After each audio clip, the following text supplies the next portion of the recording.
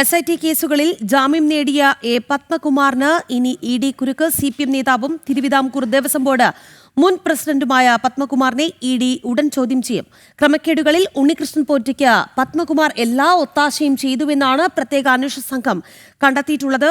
നിക്ഷേപ രേഖകൾ ഹാജരാക്കാൻ തന്ത്രി കണ്ഠരര് രാജീവർക്ക് നിർദ്ദേശം ലഭിച്ചിട്ടുമുണ്ട്.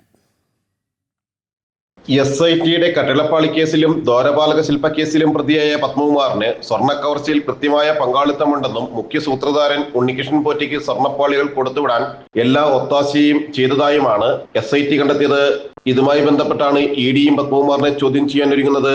ദേവസ്വം മിൻസ് തിരുത്തി സ്വർണ്ണക്കൊള്ളയ്ക്ക് കൂട്ടുനിന്നുവെന്ന കണ്ടെത്തലിൽ EDയും ആഴത്തിലുള്ള അന്വേഷണമാണ് നടത്തുക.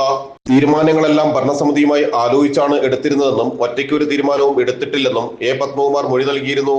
CPM നേതാവും മുൻ MLAയുമായ പത്മകുമാർ EDക്ക് നൽകുന്ന മൊഴികളും CPMനെ കൂടുതൽ പ്രതിരോധത്തിലാക്കും.